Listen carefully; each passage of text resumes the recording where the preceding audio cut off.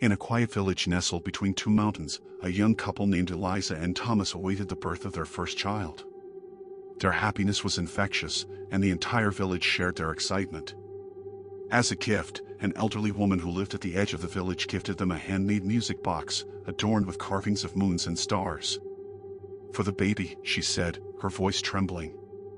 "But be careful, never let the lullaby finish."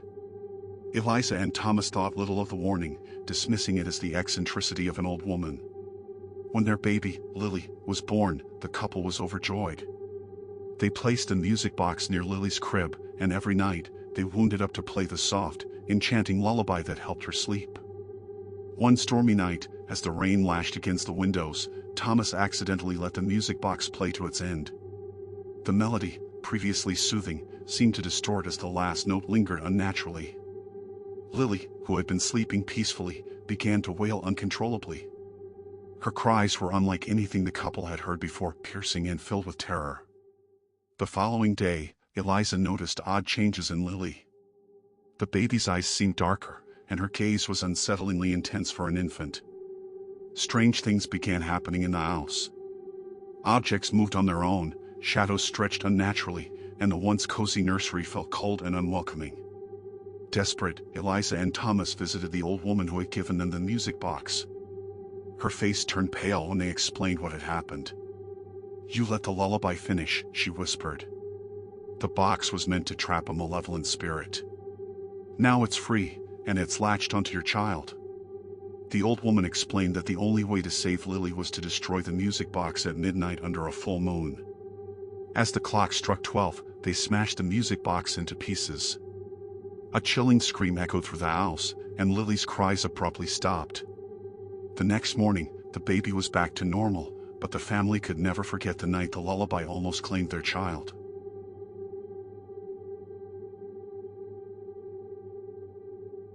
Anna and Jacob had recently moved into an old Victorian house with their newborn son, Noah. The house had stood empty for decades, and despite its charm, it carried an eerie atmosphere. They set up Noah's crib in a quaint little room with a view of the garden. At first, everything seemed perfect. Noah slept peacefully, and Anna and Jacob enjoyed their new home. But soon, Anna began to notice something strange. Every morning, when she went to check on Noah, the crib had shifted slightly from its original position. Jacob dismissed it, attributing it to the uneven wooden floors. One night, Anna woke suddenly to the sound of faint giggling. She rushed to Noah's room and froze in the doorway. A dark, humanoid shadow loomed over the crib, its elongated fingers reaching for the baby. Paralyzed with fear, Anna could only watch as the shadow melted into the walls when she turned on the light. The incidents grew more frequent. The shadow appeared every night, always vanishing when the lights were turned on. Noah began to cry inconsolably whenever darkness fell. Desperate, Anna searched for answers and discovered that the house's previous owner had lost an infant under mysterious circumstances. Rumors claimed the grieving mother had performed dark rituals to bring her child back, but instead, she summoned something else. Determined to protect her son, Anna sought the help of a local priest. The priest performed a cleansing ritual, but as he recited the prayers, the shadow became aggressive, throwing objects and rattling the crib. It took hours of relentless chanting before the presence finally dissipated. When the ordeal was over, Noah's room was left in shambles, but the shadow never returned. Still, Anna and Jacob couldn't shake the feeling that the house would never truly be theirs.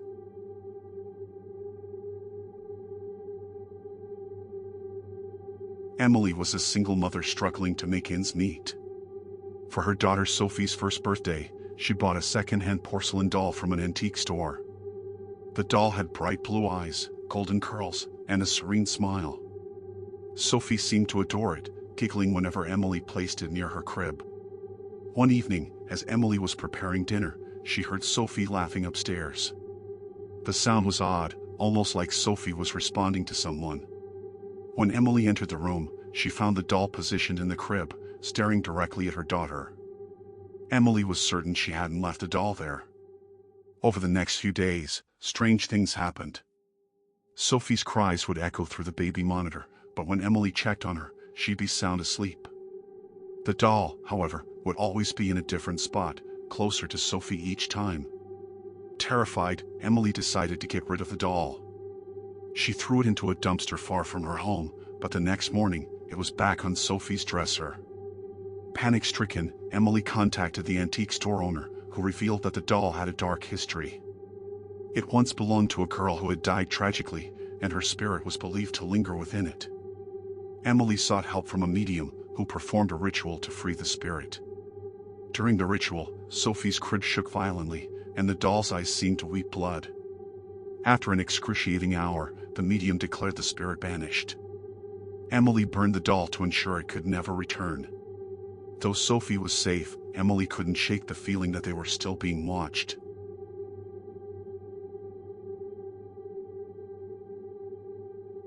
Megan and Ryan were ecstatic when their son, Ethan, was born. They bought a high-tech baby monitor that allowed them to hear and see Ethan from anywhere in the house. For the first few weeks, everything was perfect. The monitor showed their sleeping baby, and they could relax knowing he was safe. One night, as Megan was about to drift off, she heard faint whispers coming from the monitor. At first, she thought it was static, but the whispers grew louder and clearer. A voice, raspy and chilling, was saying Ethan's name. Panicked, Megan rushed to Ethan's room, but he was sound asleep. The whisper stopped as soon as she entered. Ryan dismissed it as a glitch, but Megan couldn't shake the unease. Over the next few nights, the whispers continued, sometimes accompanied by faint laughter. Determined to prove she wasn't imagining things, Megan recorded the monitor's audio. When she played it back, the whispers were unmistakable. "He's ours now," the voice said, followed by sinister laughter. Megan showed the recording to Ryan, who finally believed her. The couple contacted a paranormal investigator, who discovered that their home was built on land where an orphanage once stood. The investigator performed a cleansing ritual, and the activity ceased. However, Megan and Ryan never used a baby monitor again, haunted by the thought of who or what had been watching their son.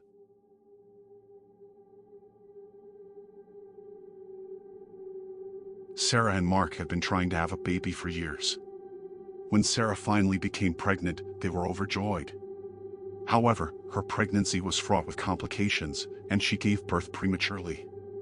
Their son, Henry, was tiny but alive, and they brought him home after weeks in the NICU. From the beginning, something felt off. Henry never cried, not even when he was hungry. His eyes, dark and unblinking, seemed to follow Sarah everywhere. Mark dismissed her concerns, but Sarah couldn't shake the feeling that the baby in the crib wasn't really theirs. One night, Sarah awoke to the sound of faint cooing.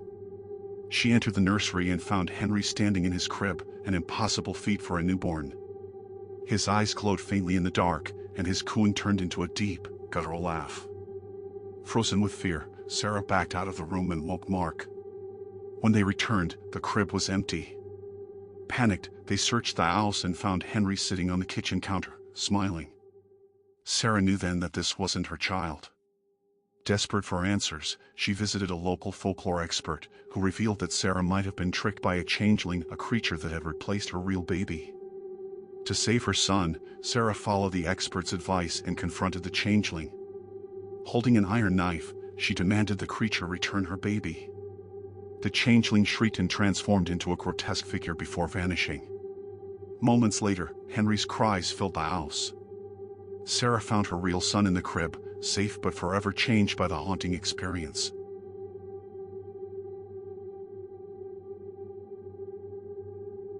When Emily and her husband, Mark, purchased the old Victorian house, they were enchanted by its charm. High ceilings, stained glass windows, and a creaky wooden staircase made it seem straight out of a Gothic novel. But the real discovery came when Emily decided to explore the attic one rainy afternoon. Among the dust-covered furniture and forgotten relics, she found an old wooden chest.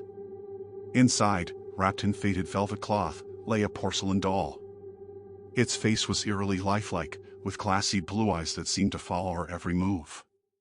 The doll wore a white lace dress, now yellowed with age, and had a mop of golden curls. A chill ran down Emily's spine as she picked it up, but she brushed off the unease, assuming it was just her imagination. That night, as they sat by the fire, Emily showed the doll to Mark. "Creepy," he muttered, giving it a quick glance. "You should probably leave it up there." But Emily decided to place it on a shelf in the guest bedroom. Strange things started happening almost immediately. Emily woke up to the sound of faint whispers, though Mark insisted he heard nothing. Doors that were firmly shut would creak open on their own. And then there were the footsteps, light, almost like a child's, pattering through the halls late at night. One evening, Emily noticed the doll had moved. It was no longer sitting upright on the shelf but slumped over, its head tilted unnaturally. She asked Mark if he had touched it, but he swore he hadn't. Dismissing it as a prank, Emily placed the doll back in its original position. But every morning, it would be in a different spot.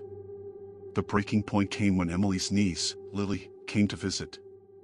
The little girl was instantly drawn to the doll and insisted on playing with it. That night, Lily woke up screaming. She claimed the doll had whispered her name and tried to climb into bed with her. Emily and Mark decided to get rid of the doll. They burned it in the backyard, watching as the flames consumed its porcelain face. But even as the doll turned to ash, Emily couldn't shake the feeling of being watched. That night, as she lay in bed, she heard it again, the faint sound of footsteps and a child's voice, whispering her name.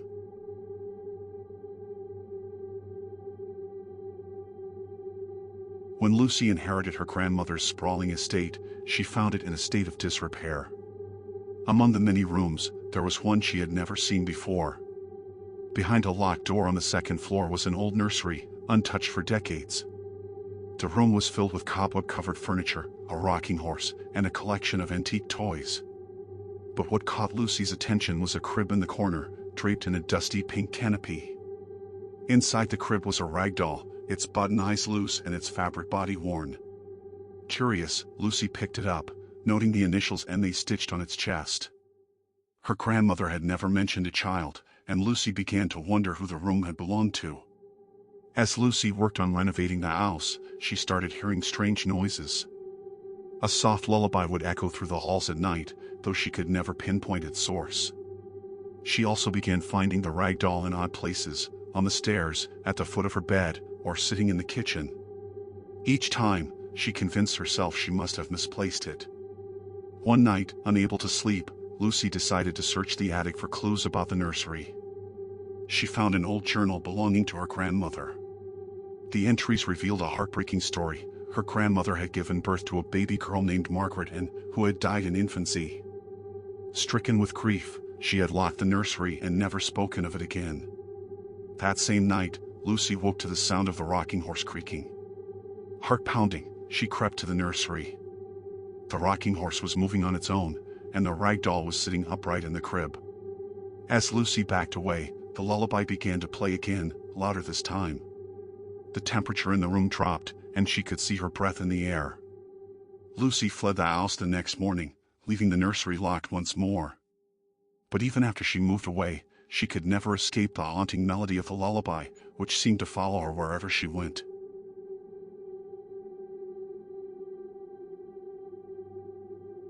Sophie loved collecting antique dolls. Her prized possession was a music box doll she had found at a flea market. The doll had a key in its back, and when wound, it would sing a hauntingly beautiful melody. Sophie placed it on a shelf in her bedroom and admired its delicate craftsmanship. One night, Sophie woke to the sound of the doll's melody. Confused, she checked the key, which wasn't wound. She dismissed it as a mechanical glitch and went back to sleep. But the melody played again the next night, and this time, Sophie heard faint whispers accompanying the tune. As the days passed, Sophie noticed other odd occurrences. Her belongings would go missing, only to reappear in strange places. Shadows flickered in the corners of her vision, and she felt an unshakable sense of being watched. One evening, as she wound the doll, it stopped singing midway and spoke instead. Its voice was soft but unmistakable. "Let me out." Terrified, Sophie tried to get rid of the doll. She threw it in the trash, but it reappeared on her shelf the next morning. She burned it in the fireplace, but the melody continued to play, echoing through her house. Desperate, Sophie consulted a local historian who specialized in the occult. He examined the doll and revealed it was cursed, bound to the spirit of a young girl who had died tragically. The only way to break the curse was to find the girl's remains and give her a proper burial. Sophie spent months researching and eventually located the girl's unmarked grave in an abandoned cemetery. She held a small ceremony, and as she placed flowers on the grave, the doll's melody faded for good. But Sophie could never forget the chilling words, "Let me out."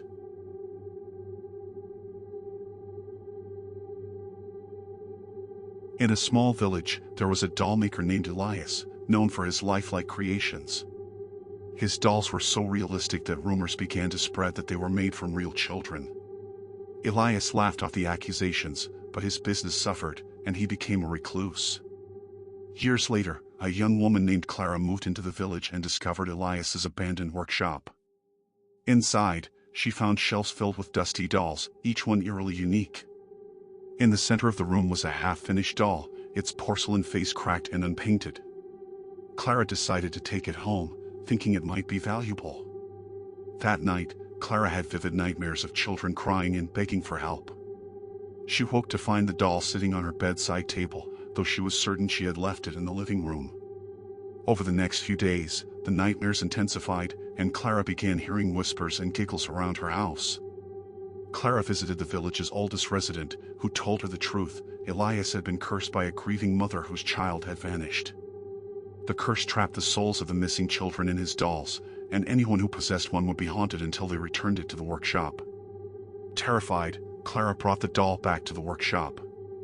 As she placed it on the workbench, she heard the faint sound of children's laughter.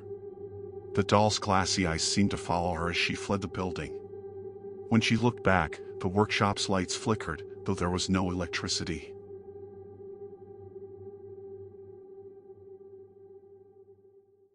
New parents Sarah and Tom were overjoyed when they found an antique cradle at a flea market. It was beautifully carved with intricate designs, and they thought it would be perfect for their baby, Lily. But from the moment they brought it home, strange things began to happen. Lily, who had been a calm baby, started crying incessantly. No matter how much they rocked her, she wouldn't settle down. One night, Sarah heard a lullaby coming from the nursery. When she entered, the cradle was rocking on its own, and Lily was sound asleep. Sarah woke Tom, but the music had stopped, and the room was still. As the weeks went by, the occurrences became more frequent. Sarah began seeing a shadowy figure standing over the cradle. She also found scratches on the wooden frame that hadn't been there before. Desperate for answers, she contacted a medium, who revealed the cradle had once belonged to a child who had died of neglect. The spirit was still attached to it, jealous of Lily's life. The medium performed a cleansing ritual, and for a while, the activity stopped. But one night, Sarah woke to find the cradle empty and Lily missing. Panicked, she searched the house and found Lily in the attic, lying in the cradle with the shadowy figure standing over her. Sarah screamed, and the figure vanished, leaving the cradle empty. The next day, they got rid of the cradle, but Sarah could still hear the faint sound of a lullaby, as if the spirit wasn't ready to let go.